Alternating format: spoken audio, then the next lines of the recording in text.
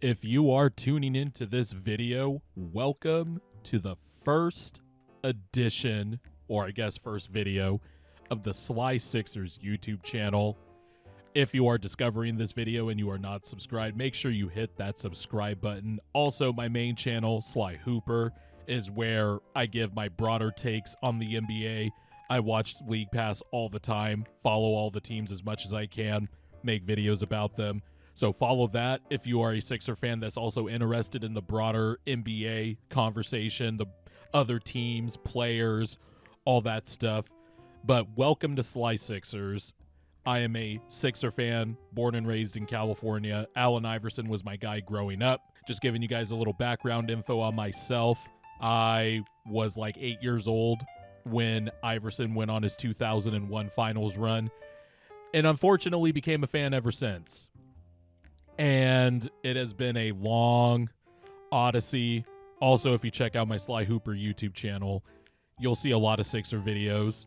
And it's been a long odyssey, considering especially the last 13 years of the Joel Embiid era, or the last 12 years, I should say, when we drafted Joel Embiid in 2014. And now we are reaching sort of the crossing bridge to the end of this era. It's not going to come anytime soon, the next few years, but we are going to talk about the hire of Mike Gansey, former GM of the Cleveland Cavaliers, working under president of basketball operations Koby Altman. He is now the president of basketball operations for the 76ers. Funny enough, and I didn't know this until I listened to the Rights to Ricky Sanchez podcast, I forgot about it, but Gansey was hired on the 8th anniversary of the Brian Colangelo burner scandal, which is fucking hilarious. But if there's one thing I'm going to do in this short video today, I'm not going to pretend like I know everything about Mike Gansey, but I do have some homies who cover the Cavs in Cleveland, and I was able to get a little intel on Mike Gansey. And so far, I'm liking what I'm hearing, especially when it comes to roster building, and considering that we have 3 max contracts on the team already and need to fill out the margins because we are most likely going to run it back. That is something I like to hear.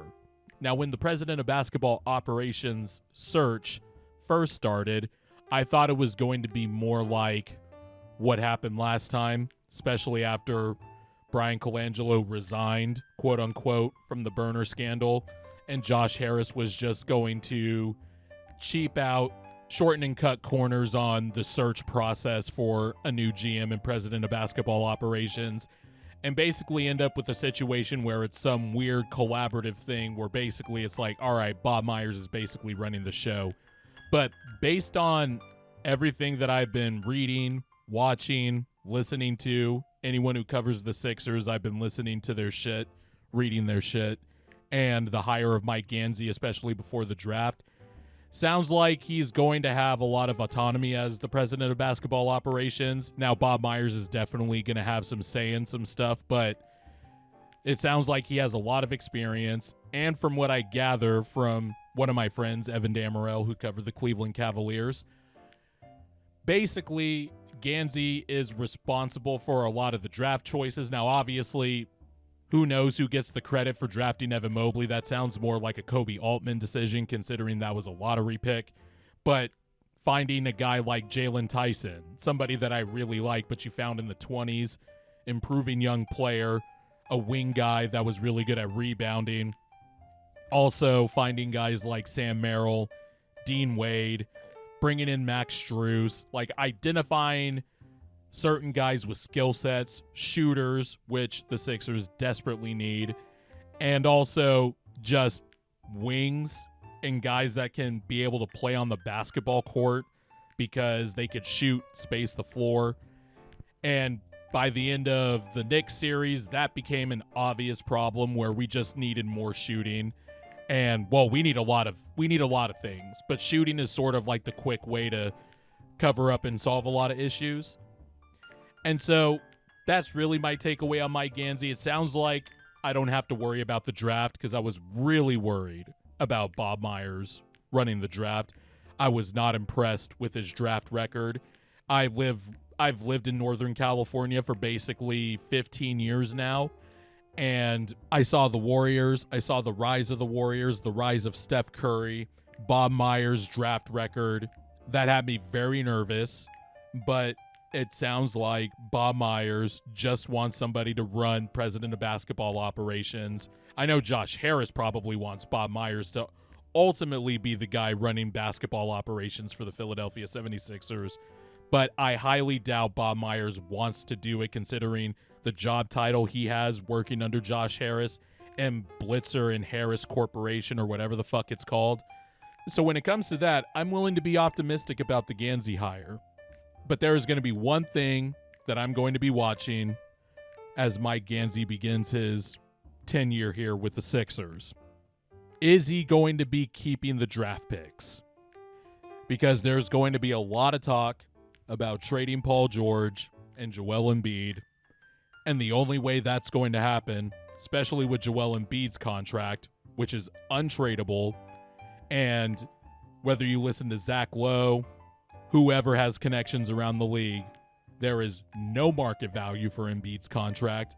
I don't know if anybody wants to take that on right now. Embiid has 3 years left on the deal. The final year of his deal in 28-29, he's going to be making $67 million on his player option, which, breaking news, he is going to pick up. And the only way you are going to offload that contract is to offer up first-round picks. And I want you to ask yourself a question because I know Sixer fans are kind of ready to move on to the next era, ready to trade Paul George and Joel Embiid. I want you to ask yourself, what do you think the minimum amount of picks it would take to offload Embiid's contract? First round picks. It's not going to be second round picks that are going to get the job done. It's going to take first round picks. Multiple. And ask yourself what the starting point is with that. And then ask yourself, in the second apron era, where it is harder than ever to move big salaries, is it worth burning the only avenue you have to draft young, cheap talent? Because that is more valuable than ever in the second apron era. It's like having a quarterback on a rookie deal. Cheap young players are more important than ever before. And you are about to burn your only avenue at adding young talent around Tyrese Maxey and VJ Edgecombe. Because that's the other rationale Sixer fans will use. Well, for the sake of Tyrese Maxey and VJ Edgecombe, you have to trade Embiid and move on from Paul George. And then my response to that would be, do you actually care about building around Tyrese Maxey and VJ Edgecombe? Because one thing I do know, trading draft picks is a surefire way to screw over VJ and Tyrese Maxey. It just is. Like, are you going to pass up the chance to add a Merez Johnson or an Allen Graves? Merez Johnson, if he drops that far even. I don't know. Based on what I've seen, he kind of looks like a lottery pick. But young talent like that to add around a young backcourt, you're about to burn the only avenue you have to build around them as we wait for the contracts to expire or get to the last year of the deal. And ask yourself, is it even worth that? I understand people don't want to see the same thing over and over again.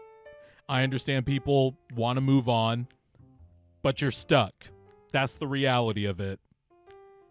And Mike Gansey's job is to navigate this as delicately as possible, nail the marginal moves, which it sounds like he's going to be good at, or at least I'm optimistic about him being good at that.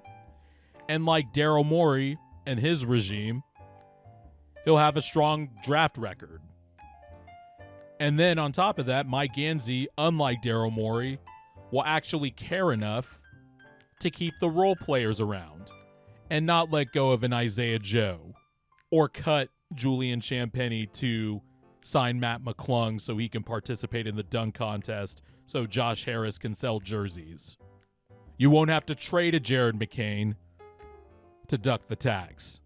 And then Nick Nurse obviously has to be willing to play these guys, but Daryl was good at making marginal moves and then all of a sudden not caring about them or not caring enough to keep them around long term. So can Mike Gansey do that? It'll be really interesting to see what he does this upcoming draft, but those are really my only takeaways.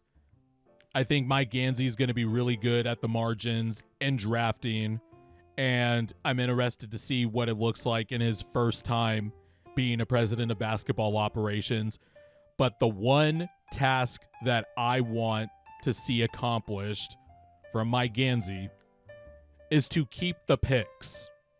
Do not be tempted to burn any picks just to get off Joel Embiid and Paul George.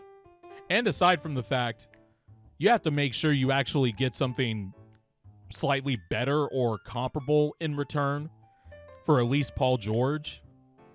Because Paul George was great after the suspension, outplayed Jason Tatum and Jaylen Brown in the Celtics series. Now, he did fall apart a little bit in the Knicks series. But again, he brings value as a 3-and-D wing that can create a little bit and is still elite on that end of the floor. But you cannot burn first-round picks in the second apron era. And on top of the fact that the new lottery reform just passed, and teams in the middle, like the Clippers, which, by the way, the Sixers own an unprotected 28 first-round pick and a 2029 pick swap from the Clippers, there's a good chance teams in the middle will be able to jump in the lottery. So the picks just got more valuable. And if you are also anticipating that the Sixers might be mid or even good, maybe on some nights very good, will be right around that 5th, 6th, or 7th seed, their picks also just got more valuable and could also jump in the lottery. So I'm interested to see what type of patience Mike Gansey exhibits.